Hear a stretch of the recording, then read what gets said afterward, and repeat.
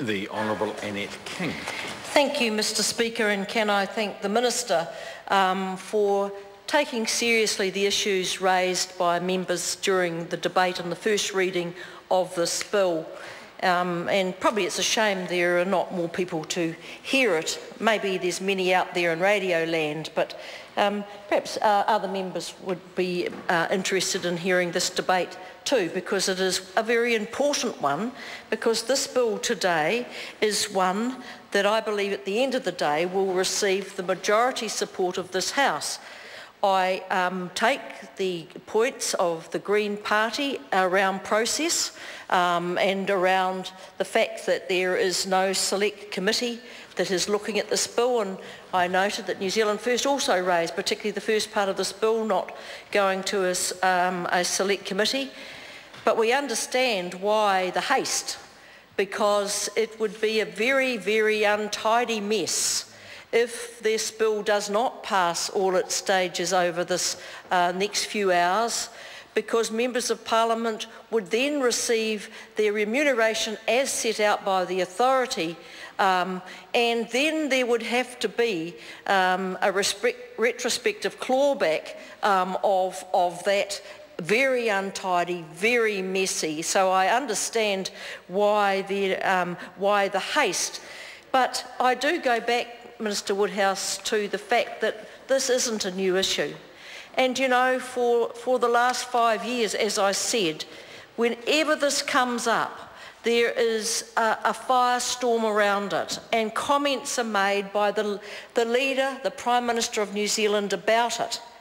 And we all wear the odium of the fact that nothing has been done to make a fair way of setting parliamentary salaries. We all know that there's opposition to parliamentary salaries, and that it is one of those very, very lively debates that happen whenever there is some determination made. So I think, Minister, that it's maybe this is something as a new minister last year that you might have liked to raise, because we always know there's going to be a remuneration authority determination and coming out at a particular time, and to have got ahead of it and to have got it into a select committee to allow some public input into it would have made this process so much better. It would have also had proper scrutiny, because let's face it, the hurried job that was done, and I'm not blaming you, Minister, I realise that you had to bring forward a bill that the Prime Minister made the announcement of what the formula would be. But then you had to make the formula fit his commentary, and it didn't work. We got an algebra formula that when your own National Party blogger did the work that should have been done by the advisors, by the Prime Minister's advisors, by the Minister's advisors, when that work wasn't done, it found that we would have ended up using that formula having got more money. What a lot of fools we would have looked if last week we had hurriedly gone through with what was that. Well, so you're going to address David Farrer's blog, and that's good, because I want to know where he got it wrong, and others who have read that and looked at the figures have supported it. So, Minister, when you get in the chair, I want you to go step by step as to how it was wrong last week, but it's right now, and why, if it was right last week, why it isn't the same. You see, if it was either right or wrong last week, and we could have got ahead with it. So there was something seriously wrong with it. So, Minister, the new part of this, and I'm struggling to understand it, but I'd like you to give an explanation when we get to the committee stage, is the new part 2. And you talked of it being a non-cash benefit versus a private benefit, and how that will be calculated in the future. And I think we need to understand with better examples perhaps of what you mean. You mentioned ministerial cars, but this covers all members of Parliament, not just ministers. So could, Minister, you come back with examples of what you mean in terms of how this change would work? What would not be able to be changed? What could be changed? The bill doesn't, I don't get this from the bill. I don't understand it from the bill. So I think, would be better informed if you could come back, Minister, with those answers. I do agree with the Minister that it is no good having the Prime Minister jawboning the Remuneration Authority. That just does not work. They were put there in good faith with an independent role, and they were carrying out their role as they were asked to do.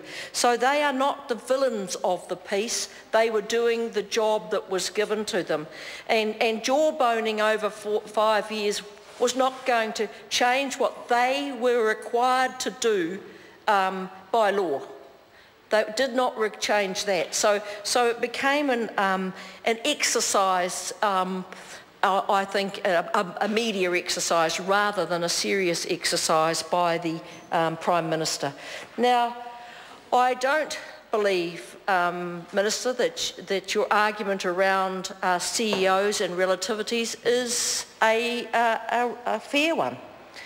You see, I think CEOs are paid too much. I cannot believe we have got CEOs now being paid well over $500,000 in salary. I don't care how big their department is or how small it is. And you could look at some pretty small government departments that are getting very hefty salaries indeed. There has been no talk of doing anything about that.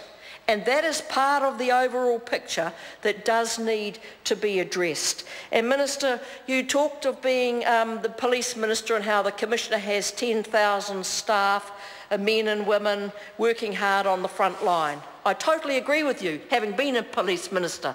But I also know that the Minister of Police, the buck stops with you.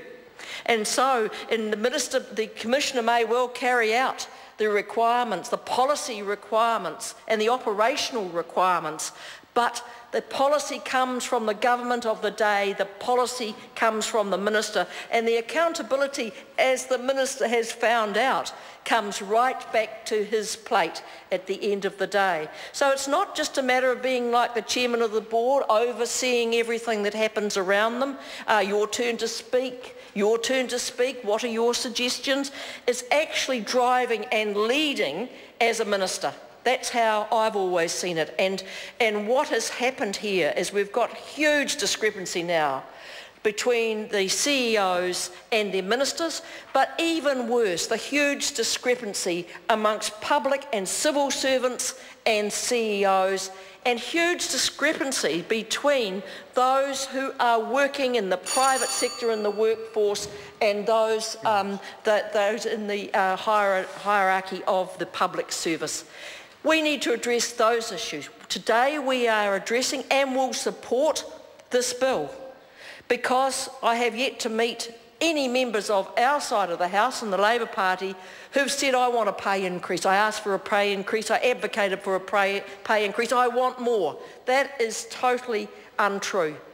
In fact, we have had many discussions on how we wish there was not those levels of increase, that we would rather be benchmarked or judged by what was going on, perhaps in the public and private sector, rather than just in this formula that we've got. But what we've got is what we've got. And Minister, we will be holding you accountable for getting it right, because none of us, not one, not even members of your backbench, want to be back here again fixing up a mess that hasn't been properly thought through. So let's put it on record. The Minister's going to tell us in the committee stage that he's absolutely certain he's got it right, and we won't have to fix this as a mess by next year when a determination is made. So, Mr Speaker, we look forward to some really comprehensive answers from the Minister when he is in the chair, and hopefully he's able to be in the chair for the whole bill, because it always, when you get a substitute minister, they can't answer the questions that have been raised in this very good debate here today. So, Minister, the Labor supports the second reading of this bill.